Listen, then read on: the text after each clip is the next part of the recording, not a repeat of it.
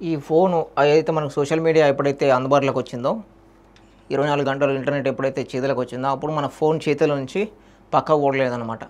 అట్లాంటి విషయాల గురించి ఎన్నో కథనాలు వస్తూనే ఉన్నాయి. అలాగే ఈరోజు కూడా ఒక కథనం వచ్చింది, స్మార్ట్ ఫోన్తో సామాజిక ఆందోళన. సామాజిక ఆందోళన అంటే అందరూ ఆందోళన చెందుతున్నారన్నమాట. సో సామాజిక ఆందోళన అంటే అందరూ మ్యాక్సిమం 90% ఫోన్ పట్టుకొని వేరే పనులు చేయలేకపోవడం, అదేవిధంగా పనిచేస్తూ కూడా ఫోన్ చూడడం, ఇట్లాంటి విషయాలన్నీ ఎక్కువైపోయినాయి అన్నమాట. దాంతో ఆందోళన పెరుగుతుందన్నమాట. ఆందోళన పెరగడం వల్ల వేరే పనులు కూడా డిస్టర్బ్ అవుతున్నారు, స్ట్రెస్కి గురవుతున్నారు, కాన్సన్ట్రేషన్ ఉండట్లేదు. ఇట్లాంటి రకరకాల వ్యాధులు, అంటే అది జబ్బు అనుకోవచ్చు, మనొక ఫోబియా అనుకోవచ్చు, అట్లాంటివి అన్నీ వస్తున్నాయి అన్నమాట. అయితే ఈ స్మార్ట్ ఫోన్ ఆ సామాజిక ఆందోళనకు సంబంధించి ఇది ఒకసారి కథనం వచ్చింది, దానికి సంబంధించి ఒకసారి చూసుకుందాం. రజనీకి ఫోన్ లేనిదే క్షణం ఉండలేదు. ఫోన్ చూస్తూనే తిండి తింటుంది, తనకెవరు స్నేహితులు లేరు. ఈ అలవాటు ఆమెను భవిష్యత్తులో ఒంటరిని చేసే ప్రమాదం ఉందంటున్నారు నిపుణులు. చూసారు కదా, ఫోను చూస్తూనే తిండి తింటవుతారు. మనం ఎప్పుడైతే ఫోను చేతులకు వచ్చిందో, నెట్ వచ్చిందో, మనం ఫోన్ చూస్తూ తినడం జరుగుతుంది. అదేవిధంగా టీవీ నడుస్తుంటే కూడా ఇటు ఫోన్ చూస్తాం. బయటికి వెళ్ళేటప్పుడు కూడా మనం ఫోన్ చూసుకుంటూనే బయటికి వెళ్తున్నాం. డ్రైవింగ్ చేసేటప్పుడు కూడా ఏమైనా మెసేజ్ వచ్చినా అని చెప్పేసి మెసేజ్ చూసుకుంటున్నాం. మన జర్నీ చేసేటప్పుడు పాటలు వినడం కానీ, ఏదైనా సినిమా చూడడం కానీ, ఇట్లాంటివే జరుగుతున్నాయి. మొత్తం 24 గంటలల్లో దాదాపు 18-19 గంటలు మన ఫోన్ మన చేతిలో ఉండడం జరుగుతుందన్నమాట. దీనిపై భవిష్యత్తులో ఒంటరిని చేసే ప్రమాదం ఉన్నారు నిపుణులు. దీనిపై చేపట్టిన పరిశోధనలు కూడా ఫోన్ వినియోగాన్ని తగ్గించుకోవడం శ్రేయస్కరమని సూచిస్తున్నారు. ఇప్పుడు చెప్పిన కదా, ఫోను ఎంత మేరకు తగ్గించుకుంటే అన్ని ఉపయోగాలు అని చెప్పేసి చెప్తున్నారు. మొబైల్ ఫోన్ లేకుండా ఉండడానికి మీరు భయపడుతున్నారంటే నోమోఫోబియాకు గురైనట్లే. ఇప్పుడు చెప్పిన కదా ఫోబియా అని, దాని ఫోబియా పేరు ఏంటంటే నోమోఫోబియా. ఆ వ్యాధి అంటే ఒక ఫోబియా లాంటిది అన్నట్టు, ఒక అలవాటు అనేది ఒక ఫోబియా లాగా తయారవుతామంట. ఆ ఫోబియా పేరు ఏంటంటే నోమోఫోబియాకు గురైనట్లే. ఆ జబ్బుని ఏమంటారు అంటే నోమోఫోబియానికి గురైనట్టు అన్నట్టు, మనం గుర్తిస్తాం అన్నట్టు. అది వచ్చిందని కూడా మనకు ఐడెంటిఫై కాదు. అట్లాంటి దాన్ని వీళ్ళు మన రీసెర్చ్ చేసి వీళ్ళు నోమోఫోబియా అని ఒక పేరు పెట్టారన్నమాట. నో మొబైల్ ఫోన్ ఫోబియా నుంచి వచ్చిన ఈ నోమోఫోబియాను ప్రపంచ ఆరోగ్య సంస్థ మానసిక వ్యాధిగా పరిగణించలేదు. అయితే స్మార్ట్ ఫోన్లు వచ్చినప్పటి నుంచి ఫోన్లపై ఆధారపడటం మరింత పెరిగిందంటున్నారు పరిశోధకులు. తాజాగా యూరోపియన్ సైకియాట్రిక్ అసోసియేషన్ కాంగ్రెస్ 2025 సమర్పించిన ఓ పరిశోధన George Emil Palade university of medicine తరపున నిర్వహించిన మరో అధ్యయనం పురుషుల కన్నా మహిళల్లోనే అధిక స్మార్ట్ ఫోన్ వినియోగం ఉన్నట్లు తేల్చింది.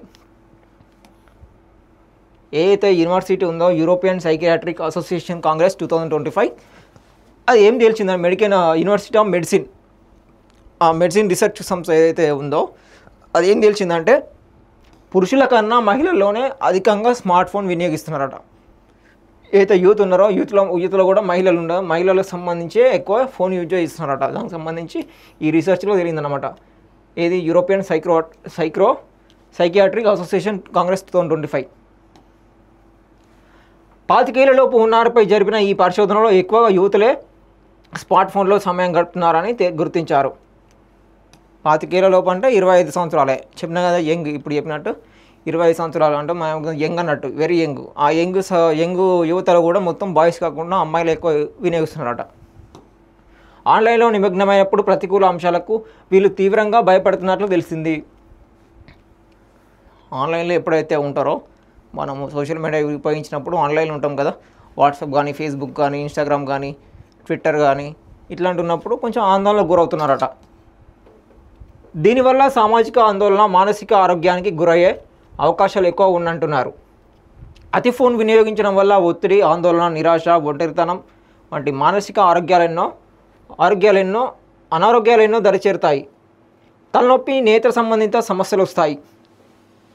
చూసారు కదా, ఒత్తిడి, డిప్రెషన్ అంటే ఆందోళన, నీరసం, ఒంటరితనం, ఇంకా తలనొప్పి, కంటి నొప్పి అన్నట్టు ఈ 6 రకాల జబ్బులు కలిపి మానసిక రోగం అని అంటారు. మానసిక రోగాన్ని ఆందోళన కలిగిస్తుందని చెప్పేసి చెప్తున్నారు. ఇవన్నీ వస్తున్నాయి. ఇవన్నీ కలిపి మానసిక రోగం కిందకి వస్తాయి అన్నమాట మొత్తం. దాంతోపాటుగా మెయిన్ తలనొప్పి, మెయిన్ కళ్ళ నొప్పి అన్నట్టు. మనం ఎప్పుడు ఫోన్ చేతిలో ఉంటుంది, ప్లస్ మన కళ్ళు కూడా డ్రై అయిపోతూ ఉంటాయి అన్నమాట. అరచేతిలో ఉండటంతో మణికట్టు, మెడ నొప్పి వంటివి వస్తాయి. అరచేతిలో ఉన్నప్పుడు ఇప్పుడు మనం కిందికి చూస్తాం కదా, ఇట్లా కిందికి చూసినప్పుడు ఈ మెడ నొప్పి వస్తుంది అన్నట్టు. ఈ మెడ నొప్పి, మణికట్టు ఏదైతే ఉందో మన ఫోన్ పట్టుకుంటాం కదా, ఇట్లా పట్టుకొని మనం ఈ చేతిలో ఉంటుంది ఎప్పటికీ. ఒకసారి మనం మర్చిపోతాం, ఇక నొప్పి వచ్చినప్పుడే ఇట్లా తీసి ఇట్లా పట్టుకుంటాం. ఇట్లా పట్టుకొని మళ్ళీ ఇట్లా ఆపరేటింగ్ చేస్తూ ఉంటాం. ఈ మణికట్టు ఏదైతే ఉంటుందో ఇక్కడ వస్తుంది నొప్పి. ఇన్ని రకాల సమస్యలకు గురవుతున్న నోమోఫోబియాకు మీరు గురయ్యారేమో అనే అనుమానం వస్తే మాత్రం ఈ ప్రశ్నలు వేసుకోండి. ఏదైతే ఇన్ని రకాల సమస్యలు ఉన్నాయి కదా, ఇప్పుడు చెప్పినా కదా, ఒత్తిడి, ఆందోళన,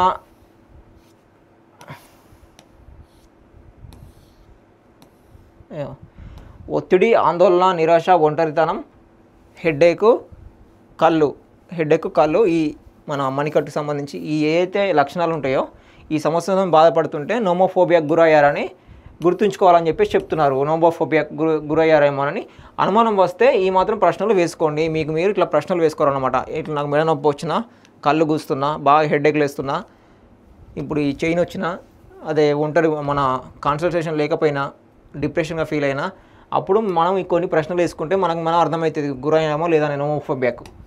కారణం లేకుండానే తరచూ ఫోన్ చెక్ చేసుకుంటున్నారా?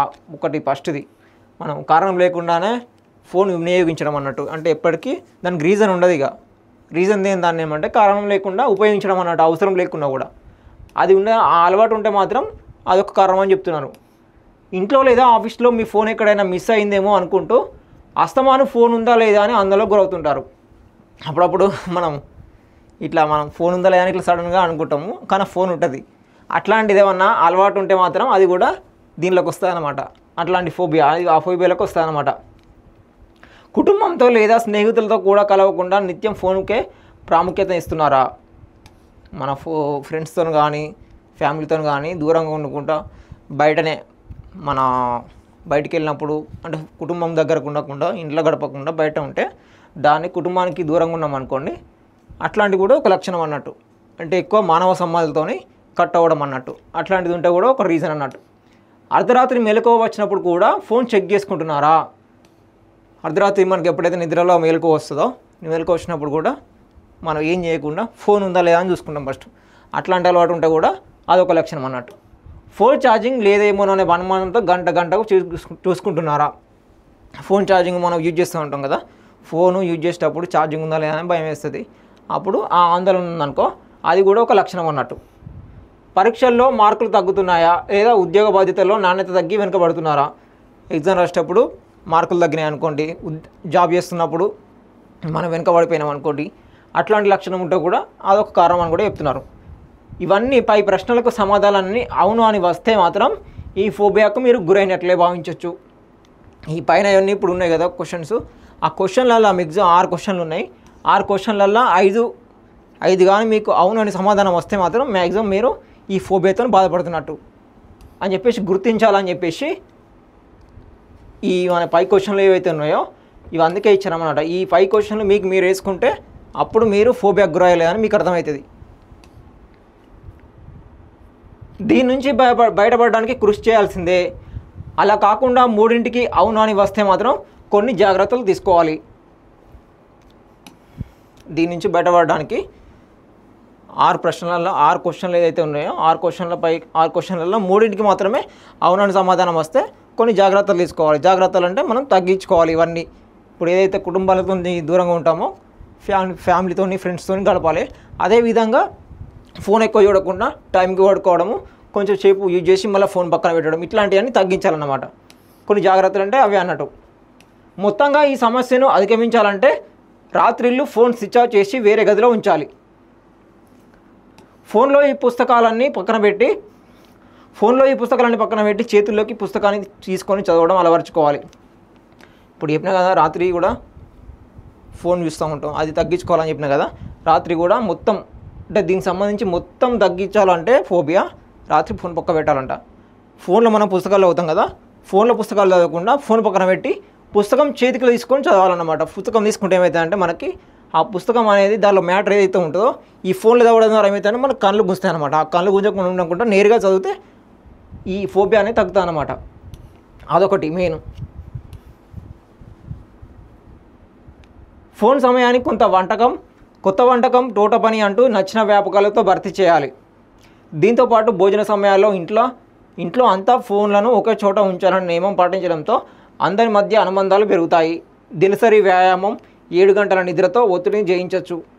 ఏదైతే భోజన సమయం చేసేటప్పుడు మనం అందరం ఎవరు ఫోన్లు వాళ్ళు ఒత్తుకుంటా మాట్లాడకుండా తింటాం కదా, అట్లా కాకుండా అన్ని ఫోన్లను తీసి పక్క పెట్టి మాట్లాడుకుంటూ తినాలన్నమాట. అట్లా తింటే ఈ ఫోబియా నుంచి బయటపడచ్చు అన్నట్టు. ఆ ఒక అలవాటు అనేది తగ్గుతుంది అన్నట్టు. దినసరి వ్యాయామం అంటే రోజు వ్యాయామం కూడా చేయాలన్నట్టు. పొద్దున 7 గంటలు నిద్ర, 7 నుంచి 8 గంటలు ఖచ్చితంగా నిద్రపోవాలి. మరి వీటన్నింటినీ అనుసరించి ఈ ఫోబియాను దూరంగా తరమడానికి ప్రయత్నిస్తారు కదూ. చూసారు కదా సామాజిక ఆందోళన. ఇది మీ ప్రశ్నలు మీకు అర్థమైన అనుకుంటా. ఈ ప్రశ్నలు మీరు వేసుకోండి. ఒకసారి వేసుకుంటే నాకు అర్థమవుతుంది. ఏంటంటే అబ్జర్వ్ చేసుకోండి. నేను ఎంతసేపు యూజ్ చేస్తున్నా, ఎంతసేపు యూజ్ చేయట్లేదు ఫోను, నిద్ర పడుతుందా పట్టట్లేదా, హెడేక్ ఉందా లేదా, ఈ మెడ ఏమైనా వస్తుందా, ఇట్లాంటివన్నీ మీరు అబ్జర్వ్ చేసుకుంటే ఈ సామాజిక ఆందోళన మీకు ఉందా లేదని అర్థమవుతుంది.